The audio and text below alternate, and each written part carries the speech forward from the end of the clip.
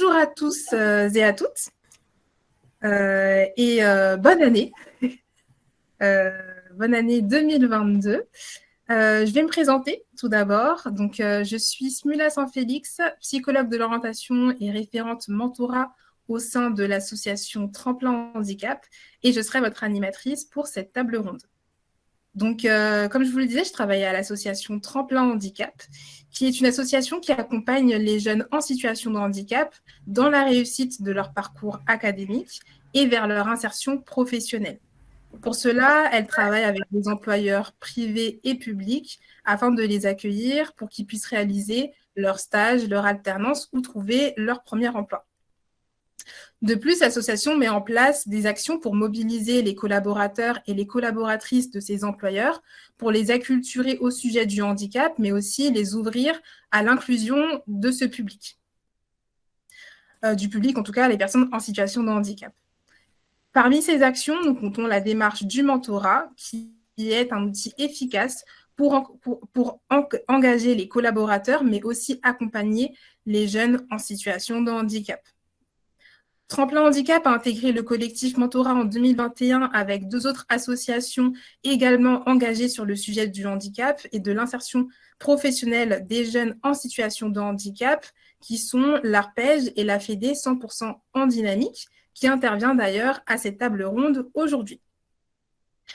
Avant de commencer, on va juste rappeler la thématique de cette table ronde, qui est comment le mentorat peut déconstruire les préjugés envers les personnes en situation de handicap et favoriser leur insertion dans le monde professionnel.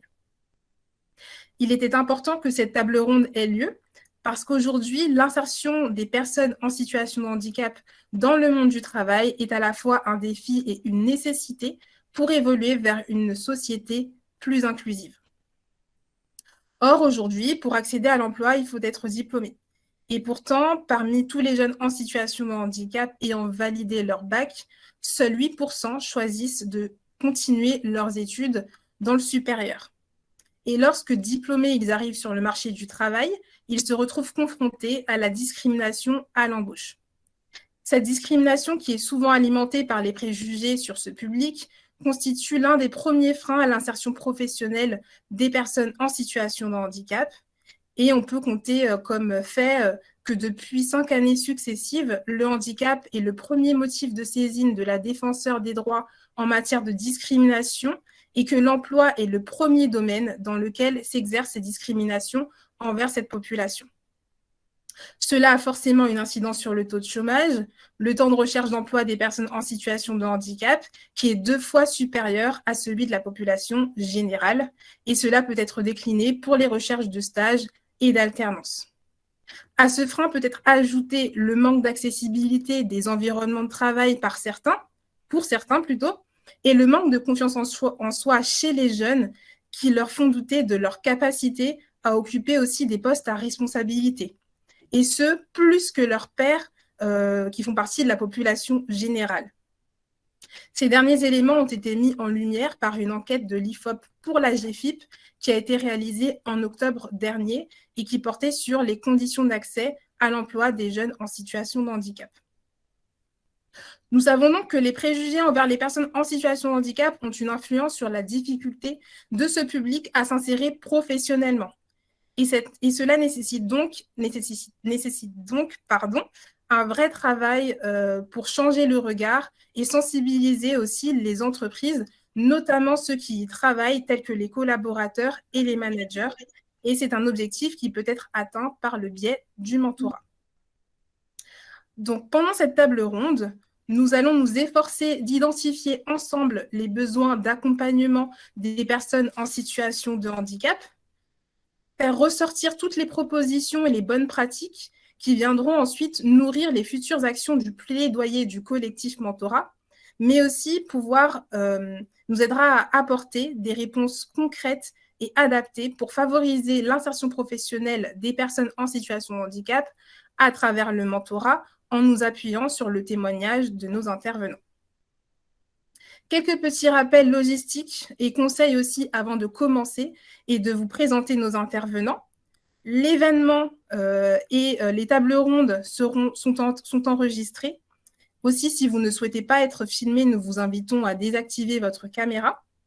Afin d'éviter toute interférence, je vous invite à désactiver vos micros si vous ne prenez pas la parole et à l'activer lorsque nous vous donnerons la parole.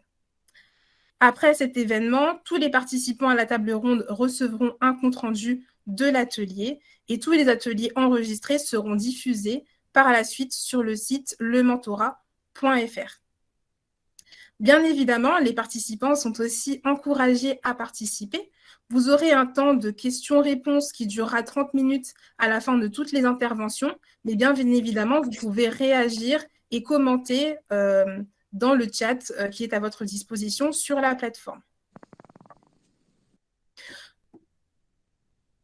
Tout au long de cet atelier, nous aurons le plaisir d'entendre Rebecca Chikri, qui est assistante chargée d'études et notamment très impliquée sur le programme de mentorat que porte la FEDE 100% en dynamique. Ce sera également elle qui relaiera vos questions pendant les temps de questions-réponses. Ensuite, nous aurons le plaisir d'écouter Joanne Titran, qui est directeur diversité et inclusion au sein de l'entreprise ADECO et qui pourra nous présenter les politiques en faveur de l'inclusion des personnes en situation de handicap que porte son entreprise. Enfin, nous aurons le plaisir d'écouter le témoignage d'Anaïs Ledréau, qui est mentorée par la Fédération 100% en dynamique et qui nous parlera de son parcours et de son expérience en tant que jeune mentorée. Je les remercie par avance déjà de leur intervention, de leur présence et pour leur témoignage. Pour commencer, nous allons donc donner la parole à Rebecca Chikri de la Fédération 100% en dynamique. Donc Rebecca, est-ce que vous pourriez d'abord vous présenter, puis nous présenter les actions que porte votre association pour accompagner les jeunes en situation de handicap? Oui, alors bonjour à toutes et tous. Donc Rebecca Chikri, je fais partie de la FEDE 100% en dynamique. Donc la FEDE a été créée il y a un peu plus de 10 ans maintenant. Nous sommes un mouvement national de jeunes qui vise à conforter le parcours de formation et d'insertion professionnelle des jeunes en situation de handicap. Notre mission est d'agir en faveur d'une société plus inclusive en matière de handicap et aussi d'ouvrir le champ des possibles aux jeunes que l'on accompagne grâce à nos différentes actions. Pour mener à bien cette mission, la FEDE soutient le déploiement national d'un réseau d'entraide de jeunes handicapés, étudiants ou jeunes diplômés, et d'un réseau d'associations étudiantes dédiées au handicap dans les universités et les grandes écoles. La pérémulation, l'entraide entre jeunes, l'autonomie, l'empowerment des jeunes en situation de handicap et l'engagement bénévole pour une société inclusive sont les valeurs que la FEDE soutient. Notre association a déployé il y a maintenant quelques années un outil communément appelé le parrainage qui s'est transformé peu à peu avec le temps en appelé mentorat dans le cadre du plan Un jeune, un mentor. Donc, qu'est-ce que le mentorat au sein de la FEDE 100% en dynamique? Donc, voilà, il s'agit d'un accompagnement individuel de jeunes âgés entre 14 et 35 ans, de l'enseignement secondaire ou supérieur en situation de handicap et ou à besoins éducatifs particuliers, voilà, afin d'envisager un parcours d'études et d'insertion professionnelle à la hauteur de leur potentiel. Donc, le mentorat en dynamique, alors il vise le développement personnel des jeunes à travers une relation d'émulation avec leur mentor, de nature à susciter et à entretenir des compétences transversales telles que la confiance en soi, l'autonomie, l'estime de soi, l'aisance à l'oral et encore plein d'autres compétences. Notre programme de mentorat vise également à créer un SAS sécurisé qui va permettre d'aborder plus sereinement les questions fondamentales liées notamment aux incidences du handicap sur leur vie quotidienne et leurs perspectives d'avenir. La FEDE 100% en dynamique, elle coordonne tout le dispositif du mentorat, c'est-à-dire le sourcing et la construction de partenariats. la mobilisation des mentors, le matching des binômes entre les mentors et les mentorés, la mise en place d'un suivi régulier, la formation aussi de tous les mentors, qu'ils soient en situation de handicap ou non, et des temps d'échange avec les mentors et les mentorés. Voilà, notre mentorat, il s'articule autour de 4 volets d'accompagnement. Donc, il y a le volet d'accompagnement scolaire, méthodologique, orientation et insertion professionnelle. Sur le volet d'insertion professionnelle, notamment, l'accompagnement a pour objectif de concourir à la réussite des jeunes en brisant leur isolement et en les sensibilisant sur les problématiques liées à l'insertion professionnelle avec un handicap. Le mentorat les oriente alors vers des outils qui va leur permettre de se préparer aux entretiens, tout en sachant comment parler de son handicap face aux recruteurs. Les mentors ont un rôle d'orienter et d'accompagner sur la construction du projet professionnel du jeune en situation de handicap. Donc, en effet, on a pu faire le constat que trop souvent et encore aujourd'hui, les choix d'orientation du jeune se font par défaut et par anticipation d'un accueil plus ou moins bien adapté dans le milieu ordinaire. Le jeune va souvent se restreindre et se limiter dans ses choix. Le mentorat veut donc agir sur l'autocensure que s'imposent ces jeunes et donc améliorer leur participation sociale. Donc voilà, au sein de la Fédé, l'une de nos forces, c'est de donner des outils et la parole à nos jeunes. Donc pour illustrer un peu mes propos et les problématiques que rencontrent nos jeunes qu'on accompagne, je vous propose de regarder cette petite vidéo. Alors.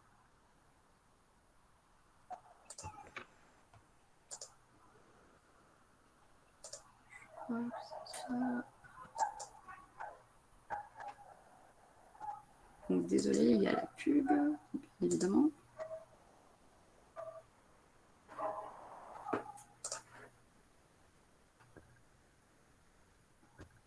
Oula, ce n'est pas du tout ça. Petit problème. Alors, ça n'a pas fonctionné. Oups. Je suis désolée pour le petit bug.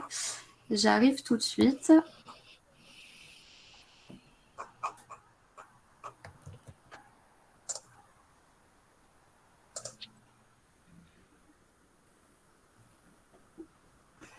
C'est long.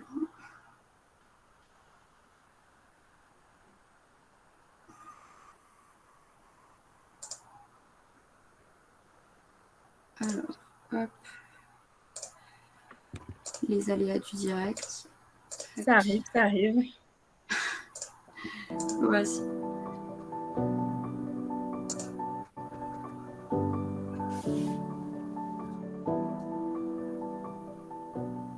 Moi, dès le début, je le dis, parce que je pense que si on ne le dit pas, ça peut peut-être porter préjudice lorsque justement l'handicap fait surface. Et donc, pour pas qu'il y ait de quiproquo, je pense qu'il est préférable de le dire et d'être transparent dès le début.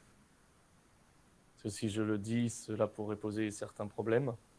Et donc, je ne l'ai pas dit.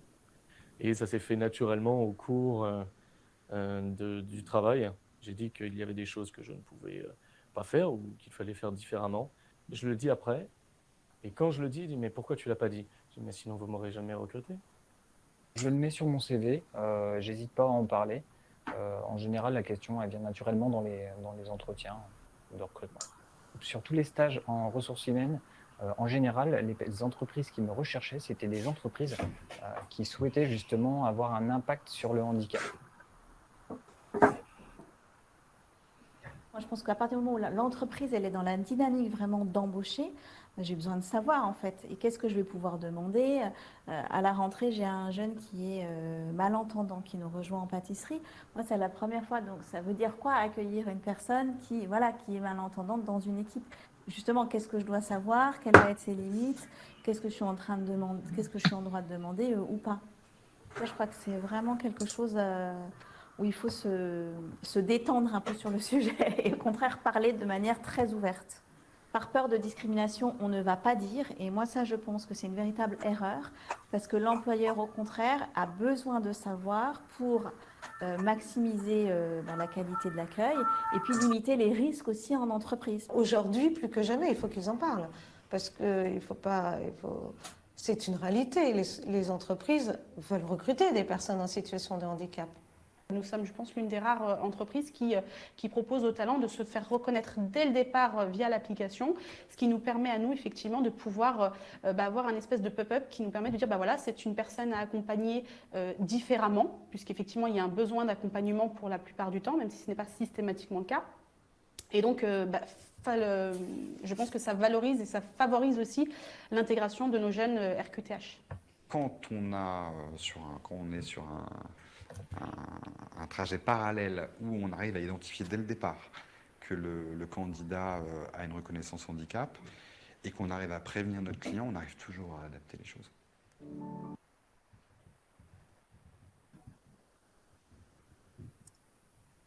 Merci pour cette présentation en images de la FED 100% en dynamique. Toujours pour pouvoir avoir un peu plus d'informations concernant vos actions, mais notamment centrées sur le mentorat. Est-ce que vous pourriez nous dire, Rebecca, en quoi cet accompagnement, cette action, le mentorat, favorise l'insertion professionnelle d'un ou d'une jeune en situation de handicap? Alors oui, on constate que la phase de transition entre la fin des études et l'insertion professionnelle, elle est souvent délicate pour le jeune en situation de handicap. De plus, les personnes handicapées représentent un public davantage touché par des problématiques d'accès et de maintien dans l'emploi.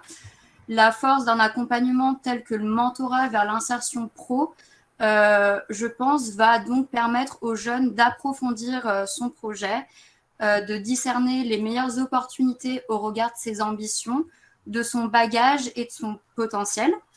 Cet accompagnement va également parer au risque d'isolement et de découragement du jeune en situation de handicap. Par exemple, aujourd'hui, à la table ronde, on a invité au titre de témoignage Anaïs Ledréau, qui est mentorée au sein de la FED et accompagnée actuellement par une de nos mentors sur le volet insertion professionnelle. Elle aura l'opportunité de témoigner de son expérience un peu plus tard durant la table ronde. Voilà, donc l'impact du mentorat est considérable. Je pense que ça permet aussi la rencontre de jeunes qui ne se seraient peut-être pas rencontrés dans la vie en général. Très bien, merci. Et comment est-ce que comment votre association s'est organisée pour que les entreprises soient plus sensibilisées sur le sujet du handicap? Et quels conseils est-ce que vous pourriez donner pour encourager les entreprises à développer des partenariats avec des associations telles que la vôtre? Alors, oui.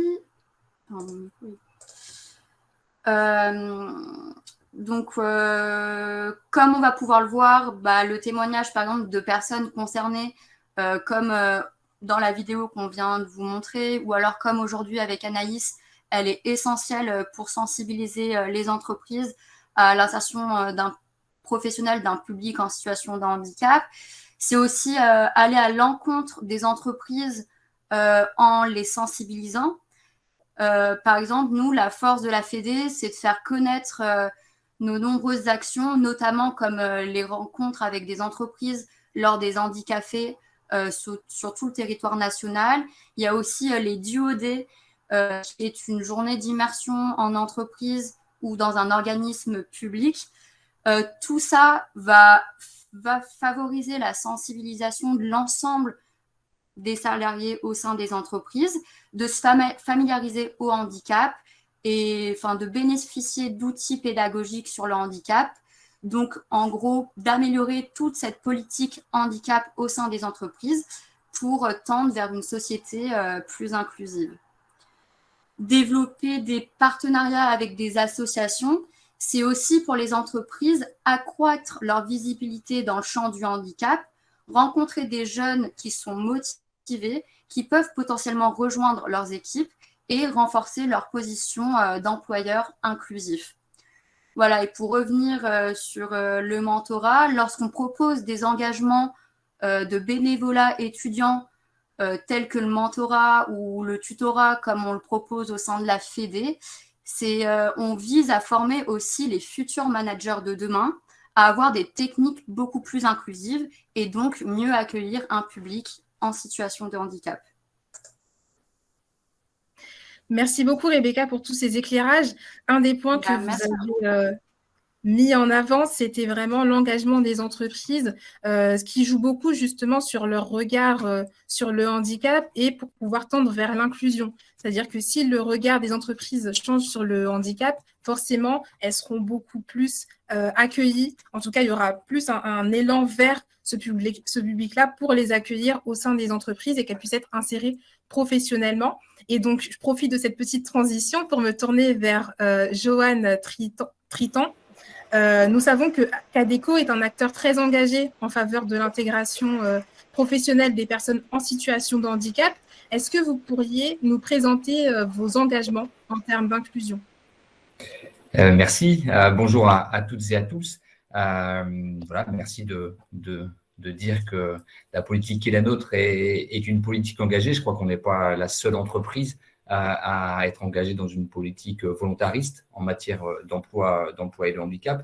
Mais s'agissant du groupe ADECO, et pour vous donner quelques informations sur la politique qui peut être la nôtre, le groupe ADECO, donc vous le connaissez, nous sommes intermédiaires sur le marché de l'emploi, donc on accompagne des candidats, des personnes qui sont à la recherche d'emploi d'un côté, et puis de l'autre, des employeurs qui sont à la recherche de compétences, aussi bien dans des actions de formation, de recrutement, de conseil RH, voilà, toutes les activités autour des ressources humaines sur lesquelles nous intervenons et sur lesquelles c'est absolument passionnant de travailler, puisque dans nos métiers, ce qui est au centre, c'est l'humain dans toutes ses composantes et donc, bien sûr, y compris les situations de handicap quand elles surviennent.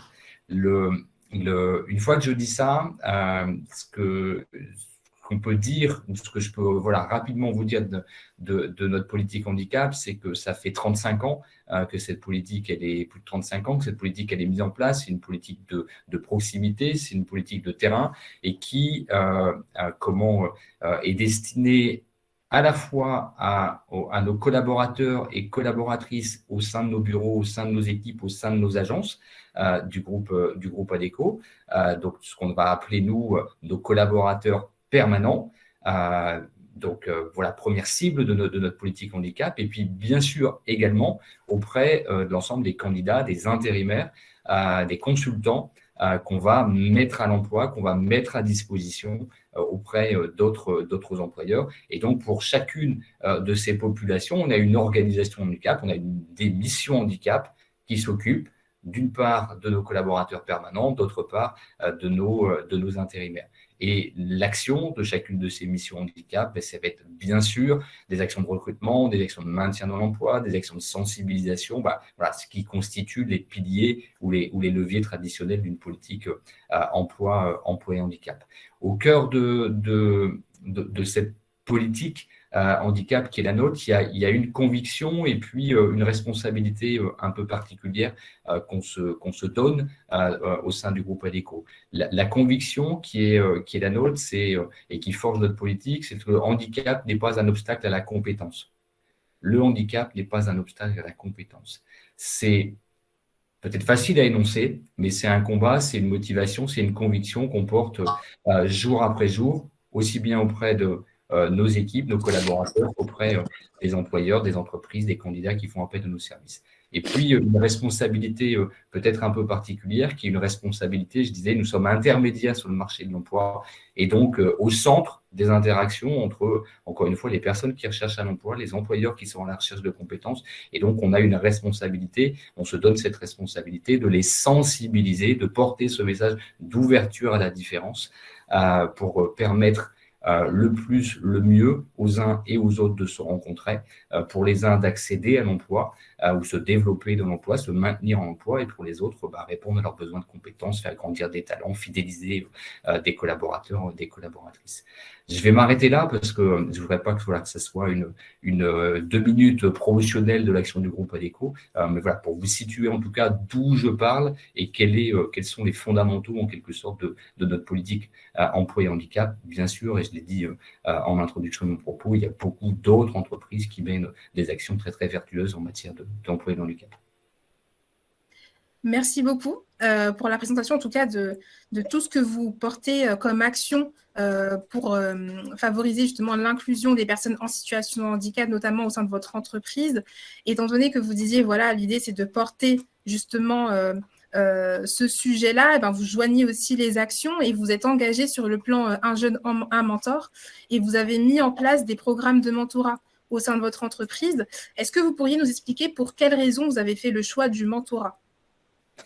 Alors effectivement, Un jeune, un mentor, et on va dire ça comme ça, juste avant ou en même temps que Un jeune, un mentor, il y a Un jeune, une solution.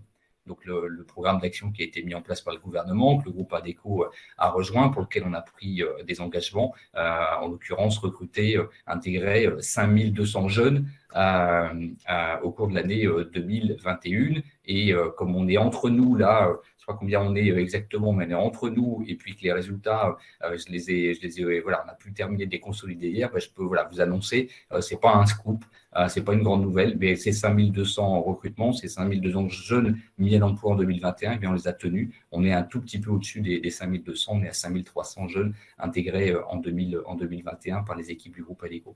Donc un jeune, une solution, et puis pourquoi un jeune, un mentor ? Tout simplement dans la continuité de notre engagement dans Un jeune, une solution, mais aussi dans la continuité des actions qui sont les nôtres pour la jeunesse et les actions qui sont celles de notre fondation, qui agit maintenant depuis plus de 20 ans en partenariat avec de nombreuses associations pour permettre d'accompagner notamment des publics, des bénéficiaires de jeunes dans la réalisation de leur orientation, leur projet professionnel, leur insertion professionnelle. Parce que je reviens à la position qui est la nôtre, en particulier à notre activité d'intermédiaire sur le marché de l'emploi. Quand on est intermédiaire sur le marché de l'emploi, on observe tous les jours le fonctionnement du marché de l'emploi, on observe ce qui a pu être dit en introduction sur la réalité de l'accès à l'emploi, notamment des personnes en situation de handicap. Et donc, on sait à la fois le poids des représentations, des préjugés, des stéréotypes, et puis on sait aussi le poids du déterminisme social, de l'immobilisme social. Et dit clairement, on sait qu'il y a des publics pour lesquels, si on n'a pas une attention particulière, si on n'a pas des actions particulières, eh bien, ils auront moins de chances que d'autres d'accéder à l'emploi, que de se développer dans l'emploi, que de se maintenir en emploi. Et donc, c'est ça qui nous amène à nous engager et à avoir rejoint l'initiative Un jeune, un mentor. Je vais peut-être avoir deux exemples en tête sur, en particulier, au sein de ces initiatives, les initiatives pour les jeunes en situation de handicap. Et la première initiative que j'ai en tête ou que j'ai à l'esprit dans les partenariats qu'on peut avoir, elle est en l'occurrence avec une école. Elle n'est pas directement pour les jeunes en situation de handicap, elle est pour des jeunes qui sont dans des cursus de formation grandes écoles. Et on soutient Grenoble École de Management dans une initiative qu'il mène avec UNIRH, qui est une initiative qui vise à former les étudiants de ce programme Grandes Écoles aux questions de handicap dans leur pratique managériale. Et c'est un programme qui donne lieu à un certificat, c'est le certificat management et handicap. Et donc, vous comprenez très clairement, ça signifie quoi ? Ça signifie qu'on va mobiliser, nous, des collaborateurs. En l'occurrence, on a aujourd'hui 5 de nos managers qui accompagnent ces futurs managers à se former dans le cadre de leurs études à la pratique, aux singularités, aux particularités du handicap, pour que demain, quand ils seront en responsabilité, ils soient des managers handi accueillants ou des handi managers, je ne sais pas comment il faut dire ça, mais en tout cas qu'ils soient professionnalisés sur l'intégration professionnelle des personnes en situation de handicap. Donc ça, c'est l'illustration que j'avais envie de partager avec vous. Et puis j'en ai une autre et à laquelle on est très attaché, très attentif au sein du groupe ADECO, qui est le partenariat, la relation même historique maintenant qu'on entretient depuis la création de l'association Arpège. Donc je ne m'attarde pas sur l'association Arpège, sa création, ses membres. Je pense que les uns les autres, vous la connaissez. Elle fait partie du collectif Mentorat. Et donc, on soutient l'action de l'Arpège, on mobilise nos collaborateurs pour participer avec des présentations de métiers auprès des jeunes, mais aussi auprès des enseignants. Parce que la question de la connaissance, c'est celle des entreprises, c'est celle des jeunes qui doivent apprendre un certain nombre de choses, mais c'est aussi entre les jeunes et les entreprises, quand on est dans les études, il y a le monde académique, il y a le monde scolaire, il y a le monde éducatif, et donc on a aussi des actions de sensibilisation auprès des professeurs. On participe à des simulations d'entretien, des coachings, les stages inter-entreprises ou individuels. On participe et on mobilise nos collaborateurs auprès des actions de l'association Arpège, et notamment, et depuis maintenant quelques mois que l'Arpège a lancé son programme de recrutement de mentors. En l'occurrence, l'Arpège recrute 150 mentors. C'est évidemment un programme qu'on a diffusé auprès de nos collaborateurs, et on a 4 premiers collaborateurs, collaboratrices qui se sont inscrits dans ce programme pour devenir mentors, être formés à devenir mentor, et puis évidemment accompagner et avoir le plaisir d'accompagner demain, aujourd'hui, un ou une mentorée. Très bien, oui, effectivement, Arpège, qui fait partie du collectif Mentorat, a son programme de mentorat et a lancé effectivement un appel à mentors. Est-ce que vous avez des petits exemples des retours de mentors qui ont accompagné des jeunes orientés par l'association Arpège? Alors, c'est toujours un peu difficile de répondre à la place des gens qui sont dans les programmes, mais en préparation de nos échanges, je suis quand même allé les interroger pour savoir un petit peu quels étaient s'ils avaient un message à transmettre, et je me suis noté peut-être 3-4 points. Le premier message qu'ils me transmettent, ou qu'ils peuvent nous transmettre aux uns et aux autres, il y a un message de reconnaissance, il y a un message de fierté, il y a un message d'engagement. Là, quand on est mentor, c'est qu'on a choisi de l'être, de le devenir, et on y trouve une forme de motivation et une forme de satisfaction à devenir mentor, à accompagner son mentoré dans son projet, dans sa réalisation. Et ça, je pense que c'est vraiment un premier enseignement et un premier bénéfice que peuvent recueillir nos collaborateurs. Après, au-delà de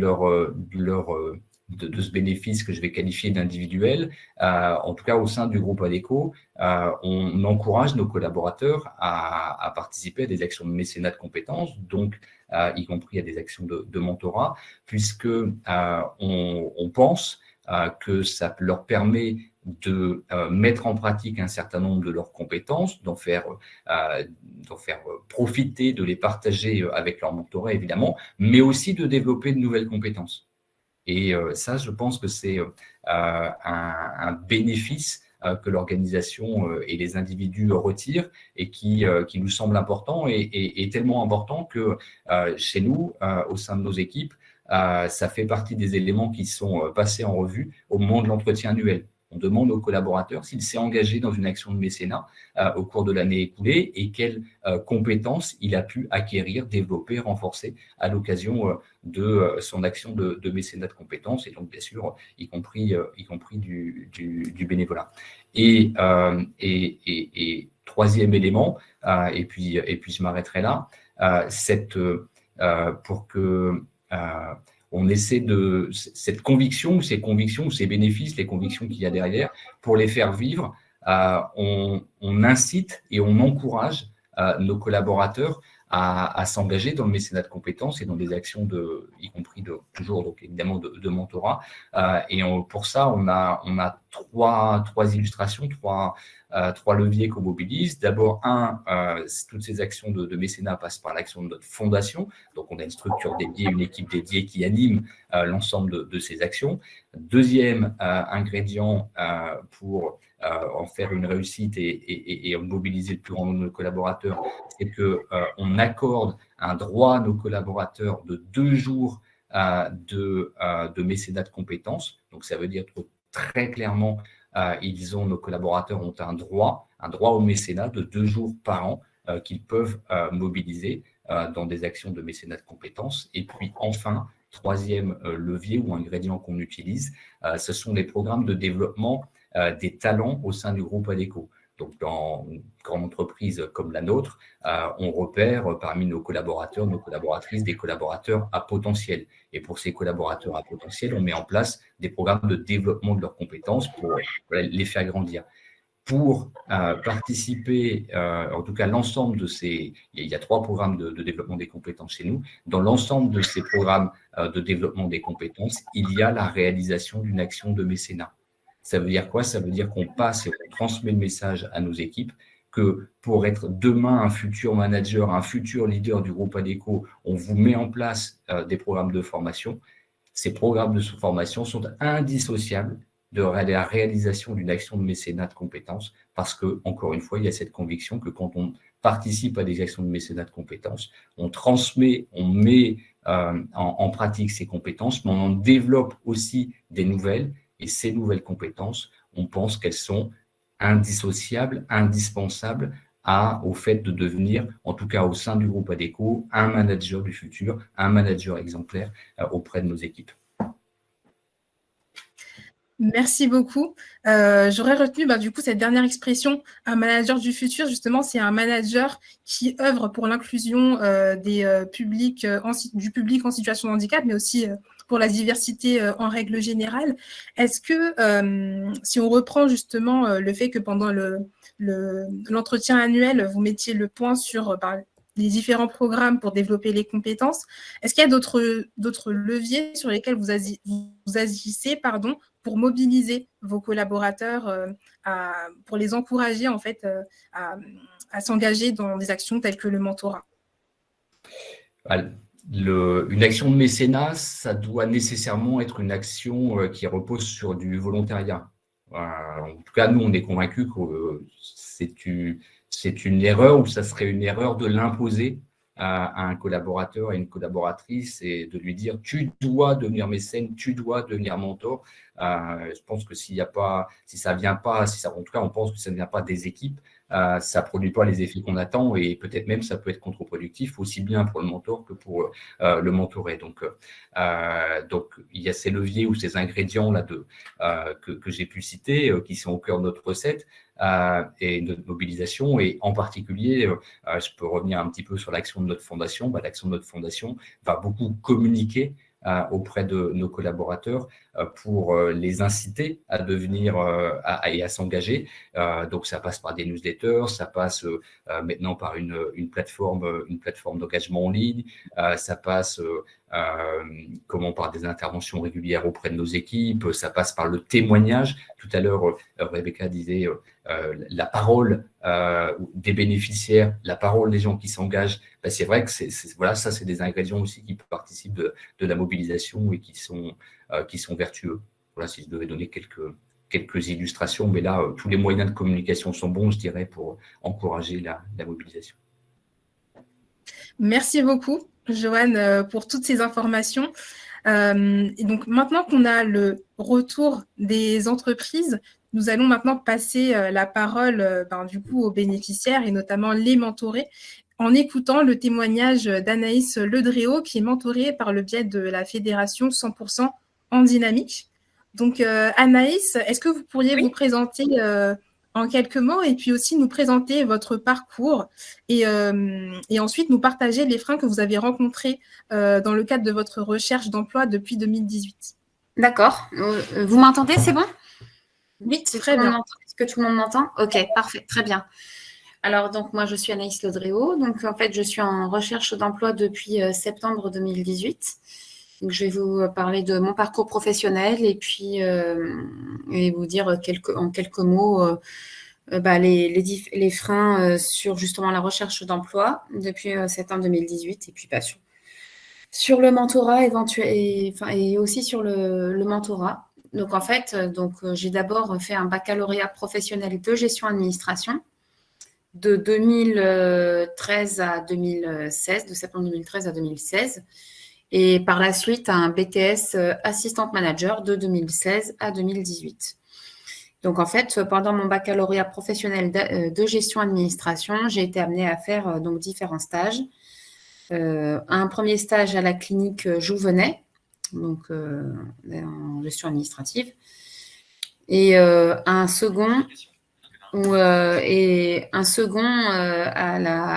un autre stage à la Fondation FACE Paris, donc Fondation Agir contre l'exclusion à Paris.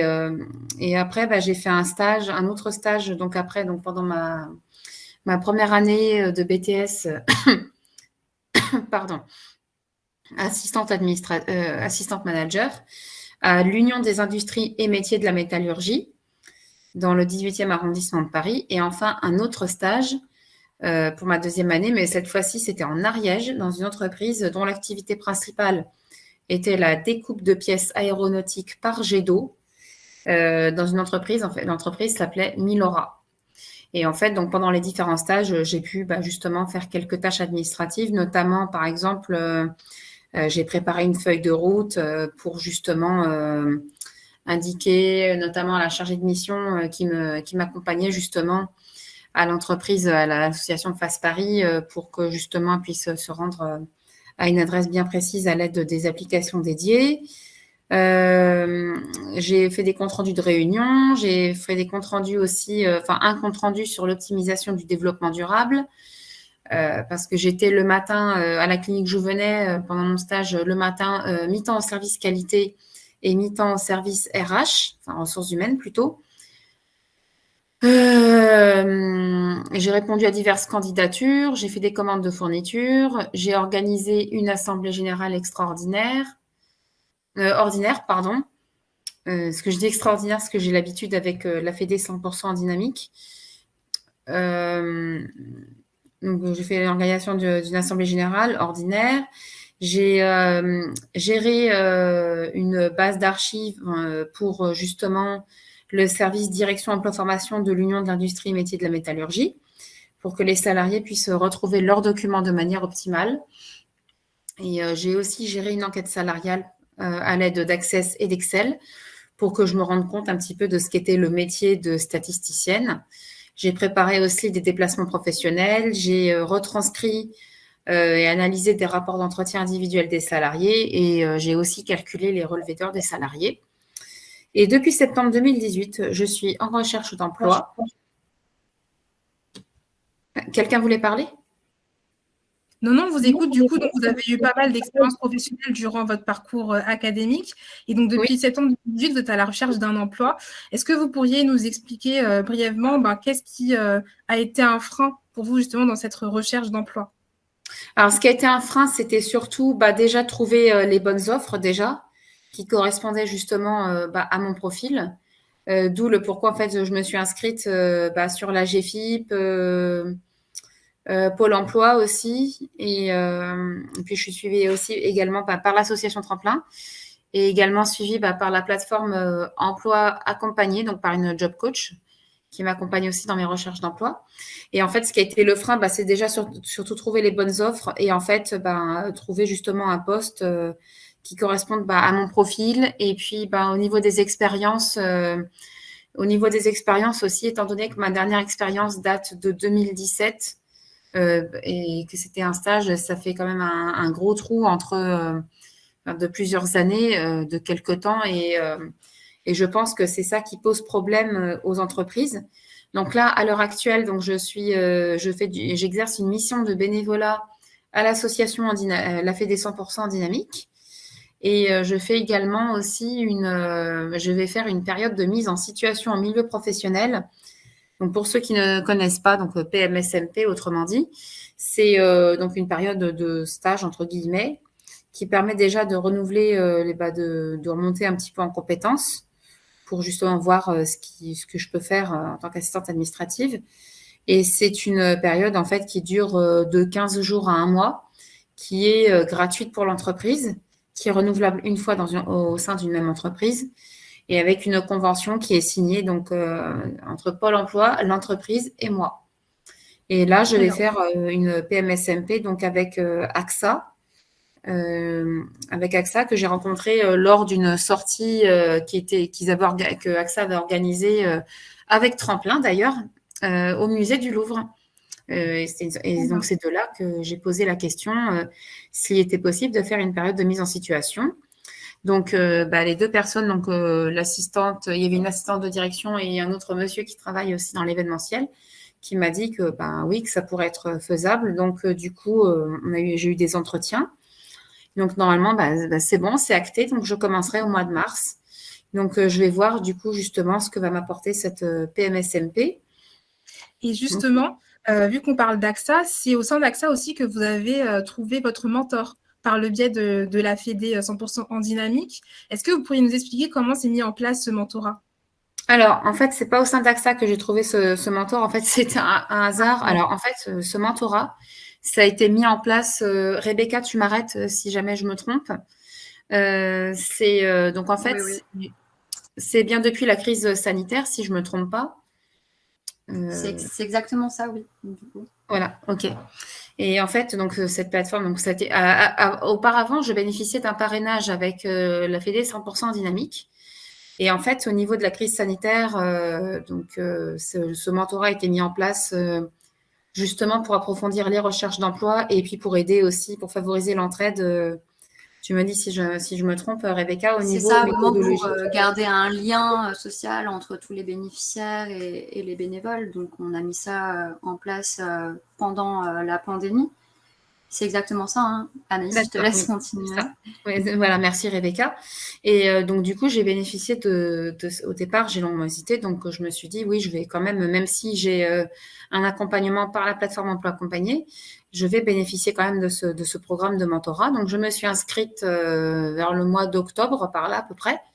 Et c'est de là que j'ai eu justement après, donc avec En Dynamique, le mentor, la mentor qui justement elle travaille parce qu'en fait quand elle a su que j'allais chez AXA en période de mise en situation au milieu professionnel, et c'est là qu'elle m'a dit justement qu'elle travaillait justement dans la même tour, donc chez Deloitte, dans la même tour que AXA. Donc c'était vraiment une coïncidence parce qu'en fait on avait été repérer les lieux en tant que non-voyante. J'ai été repérer les lieux justement pour y accéder chez AXA. Et c'est vrai que la défense, c'est entre guillemets, on va dire entre nous, la jungle. Même pour une personne valide, c'est déjà pas évident. Mais alors pour une personne en situation de handicap, c'est encore moins simple. Et donc du coup, ce que je vais faire, c'est que donc avec une collègue, on a convenu qu'on se donnerait rendez-vous donc un endroit de la ligne 1 parce qu'elle l'emprunte assez régulièrement. Ou sinon avec ma mentor, si jamais la collègue est en télétravail, par exemple, et que moi je suis sur site. On habite toutes les deux pas loin de la ligne 13, un arrêt de métro. Et elle, justement, si jamais elle va sur site, on pourrait faire, par exemple, le même trajet, le trajet ensemble. Et pour l'instant, on n'a pas encore fait d'entretien en présentiel, on n'a fait qu'en visio pour l'instant. D'accord, donc c'est important de voir que justement le mentorat peut se faire de différentes manières. Il peut se faire en présentiel, il peut se faire à distance, il peut se faire des 2 façons à la fois. Et ce qu'on voit aussi à travers votre témoignage, Anaïs, c'est que ça vous permet aussi d'accéder à votre environnement de travail. Enfin, le lien qui a été créé de confiance aussi avec votre mentor vous permet aussi d'avoir un soutien en plus pour vous aider aussi dans l'accès à votre environnement de travail. Est-ce que il y aurait d'autres choses que vous pourriez nous partager, des choses que vous sentez que le mentorat vous a apporté dans le cadre de votre insertion professionnelle? C'est surtout, alors là, ce qu'on travaille en ce moment avec la mentor, c'est beaucoup, par exemple, c'est un peu en complément de ce que je fais avec ma coach, par exemple, pour essayer de voir... pour recréer un réseau professionnel, pour voir comment postuler à des offres, notamment sur LinkedIn. Pour l'instant, on ne l'a pas encore vu pour le moment. Mais bon, après, ça, je peux y avoir accès avec mon smartphone. Et c'est surtout pour voir le Open for Work aussi. Pour l'instant, je ne sais pas trop vraiment ce que c'est, mais bon, j'ai jamais vu ça pour l'instant. Et puis, on va essayer de voir, par exemple, différentes tâches pour que je me prépare justement à la période de mise en situation en milieu professionnel.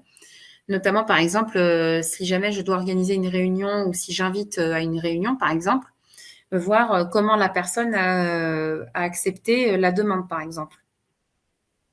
Parce que Très bien. j'utilise Outlook, je connais quelques bases, envoyer créer des nouveaux messages, envoyer des mails, créer des rendez-vous, c'est ce que je sais faire aussi. Inviter des personnes à des rendez-vous, je sais le faire aussi. Mais après, c'est vrai qu'envoyer des liens d'invitation, c'est pas quelque chose que j'ai fait pour l'instant. Par exemple, avec les plateformes. J'ai juste été habituée justement à me connecter sur la plateforme et c'est tout. Mais après, pour le reste, c'est pas quelque chose que j'ai fait. C'est peut-être quelque chose que je vais travailler justement avec ma mentor pour que je sois prête pour la période de mise en situation en milieu professionnel. Très bien. Merci beaucoup pour ces témoignages qui montrent aussi que, effectivement, avoir un mentor, ça permet de pouvoir être plus à l'aise en fait dans son environnement de travail. C'est vrai que Anaïs est en situation de handicap et c'est une jeune, et les jeunes en règle générale aussi rencontrent des difficultés telles que celle-ci. Mais pour une personne en situation de handicap, débloquer les freins peut être doublement parfois difficile. Et on voit en fait que le fait qu'elle ait une mentor qui soit à côté d'elle, qui puisse l'aider sur des sujets comme comment être à l'aise avec les outils que je vais utiliser au quotidien dans mon environnement professionnel, auquel j'ai pas forcément parfois été formée pendant mes études, mais qui sont indispensables, qu'il est indispensable de maîtriser. Savoir que justement mon mentor maîtrise ces outils-là et qu'il peut m'expliquer comment les utiliser, c'est aussi une transmission de compétences. Parfois, on va se dire en tant que mentor, peut-être qu'il faudrait que j'ai des connaissances ou des compétences particulières pour accompagner une personne en situation de handicap vers son insertion professionnelle, mais parfois, c'est des choses assez bien concrètes qui concernent en fait tout à chacun dans le monde professionnel et qui n'est peut-être pas forcément vu pendant la période d'études. Donc, merci encore Anaïs pour votre témoignage. Maintenant, on va passer à la session de questions-réponses. Je laisse la parole aux participants de poser leurs questions dans le chat qui vont être relayées ensuite par Rebecca.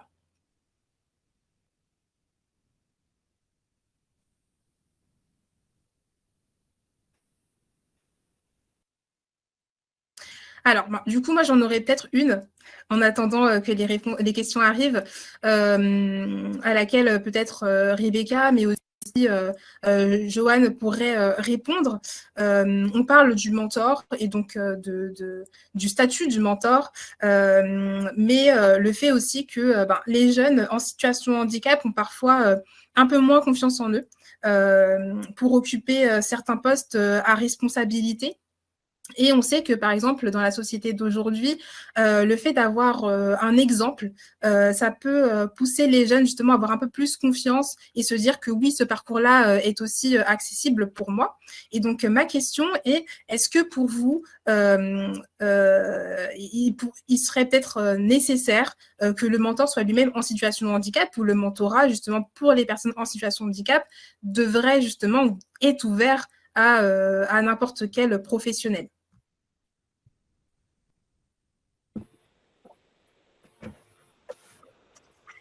Joanne, je sens que je peux me lancer. Je reviens un tout petit peu en arrière, en tout cas dans le déroulé de ta question. Voilà, quand on est jeune en situation de handicap, est-ce qu'on se projette ou est-ce qu'on a des barrières? Juste pour partager avec vous une illustration, puis une action très concrète.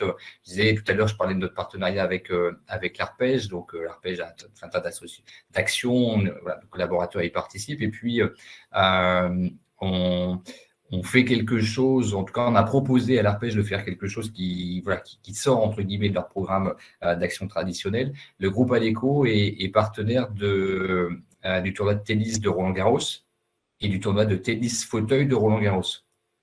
Et ce qu'on propose et ce qu'on fait, alors ce qu'on a fait ces dernières années, et puis là, malheureusement, ces 2 dernières années, avec les conditions sanitaires qu'on connaît, on n'a pas pu le renouveler, mais c'est qu'on invite et on accueille 300 jeunes et leurs accompagnants, familiales ou profs, éducateurs, en situation de handicap. On les invite à Roland-Garros pour venir assister à la compétition. Et pourquoi est-ce qu'on le fait? On leur fait cette invitation pour leur montrer que tout leur est accessible, d'une part, et donc y compris un lieu aussi prestigieux et qui parfois peut sembler très éloigné quand on a 16 ans, 17 ans, 18 ans, 20 ans, on se dit que peut-être que Roland-Garros, c'est pas fait pour soi, quand on est en situation de handicap et qu'on manque peut-être un peu de confiance. Donc, on fait cette invitation pour qu'ils puissent venir se rendre compte que ce lieu-là, il leur est accessible, il n'y a pas de raison qu'il n'y soit pas. Ils assistent à la compétition de tennis fauteuil et donc ils se rendent compte, et ça leur permet de voir toute l'attention et à quel point quand on est champion de tennis fauteuil et qu'il y a le public, les télés, les machins, les sponsors, ce qui compte, c'est pas la situation de handicap, hein. C'est la performance et c'est savoir si le joueur ou la joueuse, elle a gagné le match ou elle l'a pas gagné. Et donc, voilà. J'arrête là, mais je voulais revenir sur cet exemple-là ou cette illustration parce que oui, il faut combattre l'autocensure.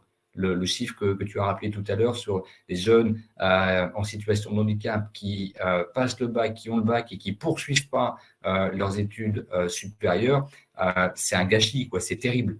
Et donc, il faut combattre l'autocensure. Et voilà, nous, on apporte modestement cette petite contribution, les amener sur un lieu qui leur semble impossible pour leur montrer qu'on peut être champion et en situation de handicap. Et je peux vous assurer, pour en parler avec plein de jeunes et chaque année, que vraiment l'autocensure, elle est là et que ça leur fait du bien de participer à ce type d'événement. Maintenant, sur la question, ou la deuxième partie de la question sur est-ce que le mentor doit être lui-même en situation de handicap, spontanément, moi, je répondrais non. Je crois que c'est pas ça qui compte, pas nécessairement. Et puis, situation de handicap, chaque situation de handicap est personnelle et individuelle, à la fois dans l'impact qu'elle peut avoir et puis dans la façon dont la personne peut le vivre ou peut la ressentir. Donc voilà, spontanément, je répondrais plutôt non. Par contre, ce que peut-être je pourrais ajouter, c'est des réflexions, des initiatives que commencent à avoir les entreprises ou d'autres acteurs qui sont des dispositifs de pair aidance, qui sont des dispositifs qui se mettent en place.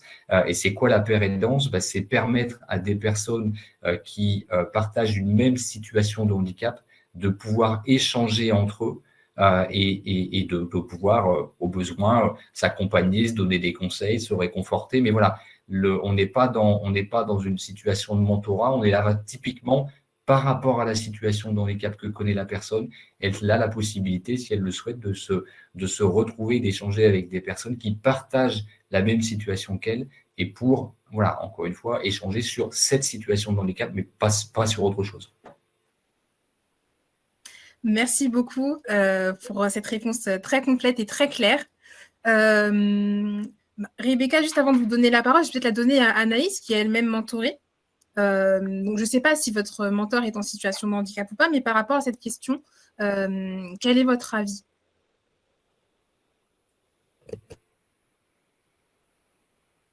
Anaïs, votre micro est coupé.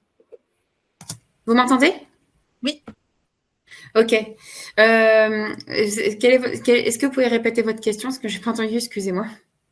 Je me posais la question de est-ce que c'est plus pertinent en fait qu'un mentor qui mentor une personne en situation de handicap devrait être elle-même en situation de handicap et peut-être que ça aiderait justement cette action. Peut-être, mais après me concernant, je ne sais pas si la mienne est en situation de handicap, donc ça pour l'instant je ne saurais pas forcément répondre à cette question, mais peut-être que ce serait pertinent en effet, dans le sens où justement la personne pourrait justement se rendre compte justement des difficultés qu'une personne en situation de handicap peut rencontrer lors de sa recherche d'emploi. Très bien. Merci beaucoup pour votre avis. Et puis, je trouve que ça fait quand même un lien avec ce que vient de dire Joanne, parce que ce que vous avez dit au tout début, c'est que vous ne saviez pas si votre mentor est en situation de handicap. Et c'est pour montrer justement qu'en fait, on n'a pas besoin de savoir si le mentor est en situation de handicap pour qu'il puisse mieux comprendre en fait la situation tout simplement de son mentoré, et que justement pour pouvoir se familiariser avec la situation de son mentoré, s'adapter à ses difficultés, savoir ce qu'on peut mettre en place, il suffit tout simplement en fait d'en parler et après de se renseigner vers les bonnes personnes pour pouvoir apporter l'aide nécessaire si en tout cas on manque de ressources. Mais pour ça, peut-être je laisserai Rebecca compléter si vous aviez quelque chose à ajouter par rapport à ça. Alors, non, je pense que c'était plutôt assez complet. Moi, par rapport à ce que je pense, non, c'est pas quelque chose d'obligatoire que le mentor soit en situation de handicap, parce que comme l'a énoncé Joanne, effectivement, on a un tas de situations de handicap diverses et variées. Je pense que ça peut aider dans certains cas, mais voilà, la communication va pouvoir aider à comprendre la situation du jeune que l'on va accompagner. Et c'est vrai qu'à la Fédé, on forme tous les mentors au handicap, on les sensibilise à la question, à la société inclusive. Donc, je pense que même si le mentor n'est pas en situation de handicap et s'il se pose des questions sur la situation du mentoré qui l'accompagne, et ben dans ces cas-là, il peut se rapprocher de la Fédé ou de n'importe quelle association et on pourra toujours l'aiguiller s'il rencontre des difficultés ou s'il a des incompréhensions. Merci beaucoup, Rebecca, pour ce complément de réponse. Et du coup, ça répond, j'imagine, à la question de Clara qui demandait si vous, intervenants, pensiez qu'il faille un minimum de sensibilisation des mentors des jeunes en situation de handicap lorsque les professionnels ne sont pas aguerris sur le sujet, notamment le handicap invisible. Est-ce que vous voyez d'autres questions? Alors, on a une question. Est-ce que la crise a accentué les difficultés des jeunes en situation de handicap dans leur recherche d'emploi? Donc, moi, j'ai mon avis sur la question, mais c'est parce que j'accompagne des jeunes au quotidien. Anaïs, du coup, disait que elle était en recherche d'emploi depuis un moment et avait expliqué aussi quels étaient les freins ce qui freinait en fait sa recherche d'emploi, notamment l'accessibilité aussi des lieux, et puis le fait que ça faisait un moment qu'elle cherchait et que donc forcément les entreprises, étant donné qu'elle n'avait pas d'expérience professionnelle récente, étaient un peu plus réticentes à l'accueillir et qu'elle mettait en place des actions pour pouvoir remédier justement à cette problématique-là. Par rapport à la crise sanitaire, je pense que la crise sanitaire a impacté tous les jeunes en règle générale, et donc l'emploi des jeunes en règle générale. Et donc, je ne sais plus si j'avais donné les chiffres en tout début de table ronde, mais en 2020, les chiffres, c'était 19% des jeunes de la population générale en situation de chômage, en face de 30% des jeunes en situation de handicap en chômage. Et je pense que si la crise a accentué justement a augmenté le taux de chômage pour l'ensemble de la population, ces chiffres ont dû évoluer aussi à la hausse et donc forcément ajouter peut-être aux difficultés d'accès à l'emploi des jeunes en situation de handicap. Est-ce que nous constatons une évolution en matière d'inclusion dans notre société sur ces dernières années? Je ne pourrais pas me faire porte-parole de toute la société, malheureusement, mais je pense que je peux quand même demander à Joanne ce qu'il en pense au niveau des entreprises. Je ne sais pas depuis combien de temps est-ce que vous êtes à la direction de la diversité et inclusion au sein de votre entreprise, mais est-ce que vous pourriez peut-être apporter un petit peu des éléments de réponse par rapport à ça? C'est une question périlleuse, parce que c'est une question de point de vue, de perception. Donc, est-ce qu'on est arrivé au bout du chemin? Non. Est-ce qu'il se passe des choses et des choses qui sont favorables à permettre à chacun d'être acteur de sa vie, à donner sa place à tous leurs talents, à permettre à toutes et à tous de vivre avec sa différence et vivre pleinement et s'intégrer pleinement dans la société, dans l'emploi avec ses différences. Voilà, je suis plutôt naturel optimiste, donc j'ai tendance à penser que oui, les choses évoluent, en tout cas du poste d'observation, entre guillemets, qui est le mien, avec mes fonctions au sein du groupe ADECO, oui, il y a des initiatives, oui, il y a des signaux positifs. Encore une fois, il reste du travail, mais je crois que la réponse, elle est oui, et qu'aujourd'hui, la question... si je devais un peu comme ça, vraiment de manière caricaturale, résumer la situation, on est moins à se poser la question de pourquoi faudrait-il avoir une société inclusive ou aller vers une société inclusive. Je crois que la question aujourd'hui, c'est moins le pourquoi. Je crois que le stade de la conviction, il est passé. Alors, je sais que certains pourront dire que dans les quelques débats ou pré-débats présidentiels qu'on entend, il y a des choses qui disent clairement le contraire. Mais voilà, je pense que majoritairement, quand même, la question et la réponse à la question du pourquoi, aujourd'hui, elle recueille une majorité et que l'enjeu d'aujourd'hui et des années qui viennent, c'est comment est-ce qu'on rend notre société plus inclusive, comment est-ce que nos entreprises mettent en place des actions qui soient plus inclusives, comment chacun des acteurs, quels qu'ils soient, apporte une contribution plus significative. Et donc la question, voilà, c'est celle du comment. Le pourquoi, j'espère que cette étape-là est derrière nous, même si encore une fois, il peut y avoir des relents de la part de quelques-uns, quelques-unes, mais ils sont, je pense, minoritaires et condamnés et condamnables. Merci beaucoup, Joanne, pour avoir essayé de répondre à cette question qui effectivement est assez générale et c'est compliqué en fait de pouvoir y répondre aussi sur ce petit temps-là que nous avons. Si je pouvais apporter des petits éléments, effectivement, on va vers une évolution. Effectivement, on peut poser la question de est-ce que c'est suffisant, mais il y a plusieurs lois déjà qui vont dans le sens de l'inclusion des personnes en situation de handicap et qui montrent aussi une volonté de vouloir aider les personnes en situation de handicap à s'insérer socialement et professionnellement. Après, bien évidemment, ça demande l'effort de chaque personne et donc il y en a qui sont beaucoup plus réticentes que d'autres, mais bon, ça, c'est un autre débat. Je ne sais pas si vous avez d'autres questions.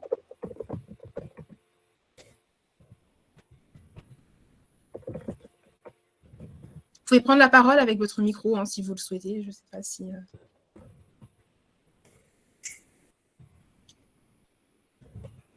Très bien, donc il nous reste 10 minutes avant la fin de cette table ronde. Je regarde de mon côté si je n'ai pas de questions.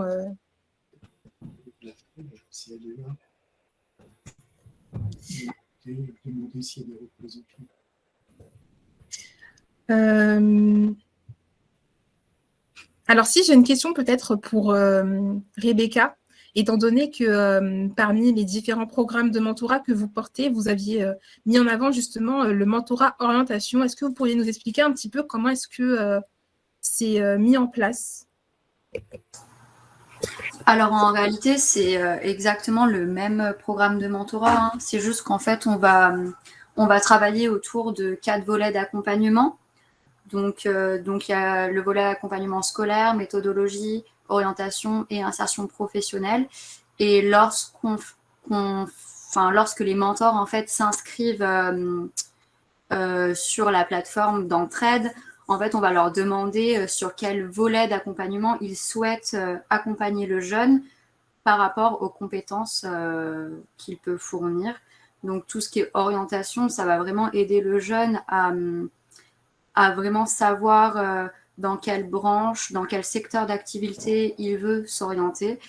Et voilà, mais sinon, ça reste exactement le même programme de mentorat avec le même process. C'est juste des catégories pour vraiment se fixer des objectifs assez précis et pour ne pas partir un peu dans tous les sens. Mais voilà, ça reste le même programme. Très bien, merci beaucoup pour cette réponse. Très bien, du coup, je pense qu'on n'a pas d'autres questions, à moins que tu en aies vu Oula. On voit Non, pas bien. je n'ai pas vu d'autres questions passer. Voilà, les 3 questions sont sur le chat. À part s'il y a des personnes qui veulent prendre la parole. Moi, je pourrais dire que Mathilde Vincent, je suis à l'ADPEP 69. Et en fait, évidemment, ça concerne plutôt des enfants. Voilà. Mais le sujet du mentorat m'intéresse parce que j'ai fait un diplôme il y a longtemps, en 2003. Et puis, je trouve quand même que très rapidement se pose la question du devenir et de l'avenir des jeunes qui sont suivis. Voilà. Donc, c'est pas au moment où ils sont à l'ADPEP, mais c'est plutôt quand ils en sortent. Comment fonctionnent les relations, que dire aux parents? Est-ce qu'on peut agir avant pour faciliter le passage? Alors, est-ce que vous pouvez préciser le passage vers où exactement, s'il vous plaît? Le passage vers la vie plus active, quoi. Et le public que vous accompagnez, ils ont quelle tranche d'âge ou ils sont à quel niveau d'études? Moi, le problème, c'est que je ne les accompagne pas parce que je suis au CA, tout simplement. Je fais partie du CA. Mais par contre, on est référent dans des établissements. Donc, si je peux être utile en information ou utile à quelque chose, c'est volontiers. D'accord. Alors, par rapport au public que vous accompagnez, du coup, vous mettez en place aussi un programme de mentorat ou c'est quelque chose qui vous intéresse? Non, c'est quelque chose qui m'intéresse, c'est que je peux communiquer là-dessus au niveau du CA et des établissements. Et c'est alors si je peux me permettre, c'est un public qui a quel âge du coup? Ça va jusqu'à 14, 15 ans, 16 ans, alors donc ça peut être intéressant. Oui, c'est aussi un soutien, c'est à la fois un soutien aux jeunes, un soutien aux parents aussi. Mais si jamais vous pouvez... Parce que voilà, quand tu quittes, il y a aussi les internats sociaux. Les internats sociaux, ils peuvent être plus grands, ça va jusqu'à presque 18 ans. Il y a les jeunes isolés aussi qui arrivent pareil, qui sont censés être mineurs. Mais pour tous se pose la question de l'avenir et des démarches à entreprendre pour rentrer dans la société où ils ne seront plus guère protégés. Alors, dans tous les cas, je pense qu'on peut tous s'accorder sur le fait que le mentorat peut aider ces jeunes-là justement à répondre aux questions de leur avenir. Justement, la FEDE porte un programme de mentorat orienté sur l'orientation et vous parliez justement du fait que les parents, la place des parents, et je pense que Rebecca s'accordera avec moi pour dire que inclure les parents justement dans cette relation de mentorat, c'est aussi très important. C'est-à-dire que le jeune mentoré est acteur dans la relation de mentorat avec son mentor, mais les parents peuvent être là aussi en soutien pour l'aider justement aussi à aller plus en avant. Le mentor est vraiment comme une ressource supplémentaire et les parents peuvent s'appuyer aussi sur cette ressource-là, même si la relation de mentorat est vraiment individuelle, c'est-à-dire entre le mentor et le mentoré. Je pense qu'au niveau des contacts, ils vous seront communiqués un peu plus tard. Donc, les contacts de la FEDE, de Tremplin Handicap. Vous pouvez toujours vous rapprocher de notre site internet endynamique.org et puis nous, on pourra répondre à toutes vos questions. Parce que l'intérêt, c'est que justement, c'est pas les parents. C'est à la fois un soutien aux parents et en même temps, pour le jeune, c'est pas les parents, ce qui peut être une bonne chose. Il est vrai qu'au sein de la FEDE, par rapport à la prise d'autonomie. Le mentorat qu'on fait avec les mineurs, il y aura toujours la présence des parents pas très loin et on aura toujours accès à une conversation et des échanges avec les parents. Ça, c'est Et c'est quand même un engagement sur une voie d'autonomie. Mais dans tous les cas, quand on parle d'un jeune en difficulté en règle générale, tant qu'on peut s'appuyer sur les personnes ressources autour de ce jeune-là, et ça aurait pu ne pas être les parents, comme vous disiez, par exemple, ça peut être les éducateurs ou les référents, c'est toujours très important. L'idée, c'est qu'on puisse avancer ensemble avec le jeune pour qu'il puisse atteindre ses objectifs. Donc, s'appuyer sur les personnes, ça peut être les parents, ça peut être les éducateurs, ça peut être un professeur principal. Mais dans tous les cas, effectivement, quand il est mineur, il faudra absolument qu'il y ait un référent. connu. Et même quand il est majeur, si cette personne-là peut aider le jeune à atteindre cet objectif en complément de l'accompagnement que peut proposer le mentor, c'est tout à fait complémentaire. Et donc, je fais une petite transition avec la question qui est posée dans le chat qui demande si le mentorat et le dispositif emploi accompagné sont complémentaires. Tout à fait. Le mentorat, c'est une relation individuelle, interpersonnelle. Le dispositif emploi accompagné, c'est un autre dispositif, mais ça fait appel à 2 acteurs complètement différents. L'idée, c'est que aussi pour le jeune, ce ne soit pas trop lourd. Il ne faudrait pas que le mentor et le référent dans le dispositif emploi accompagné fassent exactement la même chose, mais le mentorat, dans tous les cas, n'apporte pas la même chose que le dispositif accompagné, parce que le dispositif emploi accompagné a un objectif bien précis, c'est le maintien dans l'emploi dans l'entreprise, alors que le mentor, les objectifs qui sont donnés au mentorat évoluent en fonction de l'objectif que donne le jeune à ce mentorat. Donc, ils sont de fait complémentaires.